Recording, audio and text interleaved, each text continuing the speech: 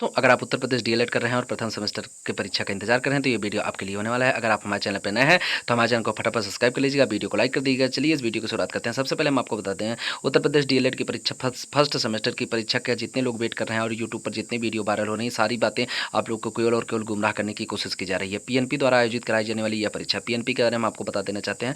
परीक्षा नियामक प्राधिकारी जिसको पीएनपी बोलते हैं, ये प्रयागराज में इसका मुख्यालय है पीएनपी। तो ये जो है डीएलएड की प्रथम सेमेस्टर क्या सभी सेमेस्टर की परीक्षाएं डीएलएड की यही आयोजित कराता है। इसी के द्वारा सारे फॉर्म्स आयोजित लिए जाते हैं और इसके द्वारा स्कूल आवंटन किया जाता है। सारी चीज़ें पीएनपी द्वारा ही की जाती है। अब हम आपको बता देना चाहते हैं पीएनपी वही संस्था है जो पहले टेट और सुपर टेट को आयोजित कराती थी, लेकिन वर्तमान समय में ये संस्था अब शिक्षा सेवा चयन आयोग के पास टेट और सुपर टेट चला गया है। तो इन चीज़ों को फिलहाल पीएनपी से दूर हो गया है। तो पीएनपी के पास केवल और केवल इस समय डीएलएड बचा हुआ है जिसकी वह परीक्षा आयोजित कराता है। अब दिक्कत ये सामना करना पड़ रहा है क्योंकि जिस तरीके से बीटीसी का जो है केवल और केवल इलेक्शन की वजह से परीक्षा डिले नहीं की गई है। इलेक्शन का तो छोटी सी बात है, सबसे बड़ी दिक्कत वहाँ से जब बैच लेट प्रारंभ हुआ। देखिए जिस तरीके से बीएड के कैंडिडेट को जब प्राथमिक से बाहर किया गया तो वहाँ के बाद से जो है सबसे बड़ी दिक्कत निकल के आई कि सभी लोग डीएलएड करने के लिए भाग गए। तकरीबन 5.5 लाख से अधिक फॉर्म पड़ गया था डीएलएड में, जो कि लगभग 6-7 सालों का हाईएस्ट रिकॉर्ड टूट गया था। तो ये चीज़ें पीएनपी के पास भी इसका अंदाजा नहीं था कि किस तरीके से, हालांकि एडमिशन में जो है बाद में सीटें 2 लाख तक ही पहुँच पाई, 2,30,000 40,000 सीटें नहीं भर पाई। टोटल 40,000 सीटें बाद में कोलैप करना पड़ा और जो तकरीबन जो है अभी भी 10-15,000 सीटें लैप्स चली गई। हालांकि उसमें कई सारे कारण थे,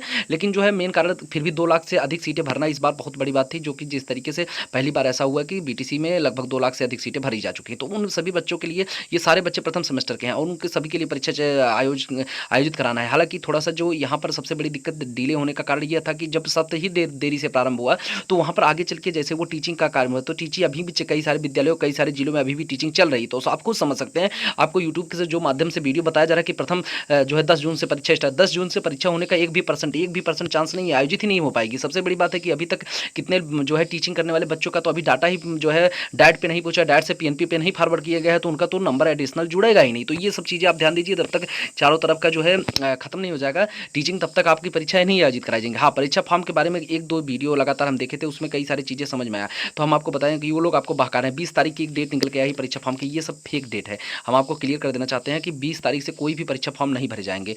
सीधे तौर पर आप समझ लीजिए। तो 20 तारीख से परीक्षा फॉर्म 1% चांस नहीं है। अब देखिए परीक्षा फॉर्म तो मई में ही भरे जाने वाला है, ये फिक्स है। अब ये 25 तारीख के आसपास हो सकता है, क्योंकि परीक्षा फॉर्म ज़्यादा दिन तक नहीं भरा जाता, तो कोई दिक्कत नहीं परीक्षा फॉर्म भरने से। अब परीक्षा फॉर्म भरने के बाद से कुछ चीज़ें क्लियर होंगी कि देखिए पीएनपी भी सेंटर बनाएगी। सेंटर बनाने के लिए उसके पास इस बार जो है दिक्कत ये है कि पीएनपी के पास पहले जो सेंटर होते थे वो तकरीबन ज़्यादा से ज़्यादा मैक्सिमम 40,000 से प्लस बच्चे नहीं होते थे, जो कि मतलब इसके पहले अब तक पीएनपी ने आयोजित कराया था उसमें 40,000 प्लस बच्चे नहीं होते थे। ये चीज़ें बहुत बड़ी है, क्योंकि इसके पहले जब 2015 या 2016 बैच की बीटीसी थी तो वहाँ पर दिक्कत ये था कि वहाँ उन लोगों के पास बच्चों की संख्या ही कम होती थी। हालांकि उस समय बीटीसी का क्रेज बहुत ज़्यादा था, लेकिन दिक्कत ये थी कि प्रत्येक विद्यालयों में उतना ज़्यादा सीटें नहीं हो पाती थी। अगर आप पिछले 2-3-4 सालों में देखें तो एक विद्यालय ने अलग अलग संस्थान के नाम से कई सारे सीटें लेकर रखा, लेकिन ऐसा पहले नहीं होता था। पहले एक जिले में बहुत ही कम सीटें होती थी, जिसकी वजह से बच्चों को ज़्यादातर आगरा साइड की या उधर साइड पर पलायन करना पड़ता था। और अब की स्थिति में सभी जिले में लगभग आसपास में ही कई सारे ऐसे विद्यालय हैं जो कई सारे विद्यालयों के नाम पर एक ही जगह संस्थाएं चला रखे हैं। तो इन सभी चीज़ों को देखते हुए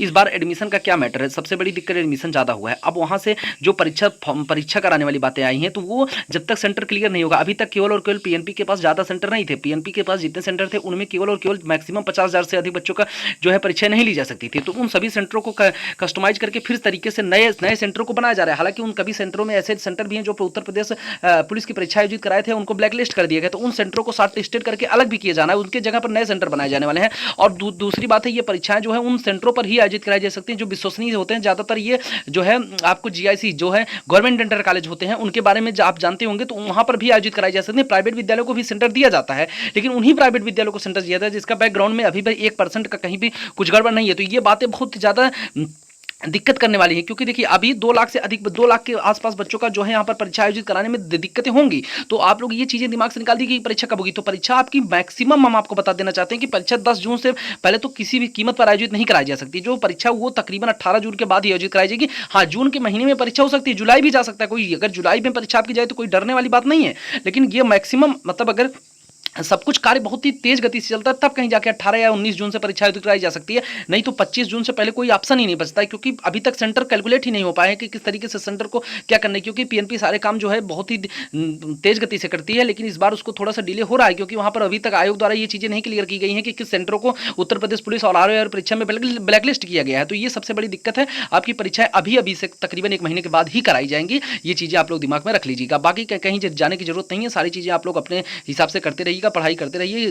परीक्षाएं तो आयोजित कराई ही जाने वाली हैं, और जून में परीक्षा, उसके बाद सेकंड सेमेस्टर की परीक्षा बहुत जल्द आयोजित कराई जाएगी। तो ये सब चीजें क्लियर हो गई आपके। परीक्षा फॉर्म के बारे में जो कंफ्यूजन था वो हम आपको बताते कि मई महीने में ही परीक्षा फॉर्म भरा जाएगा, ये 100% सत्य है।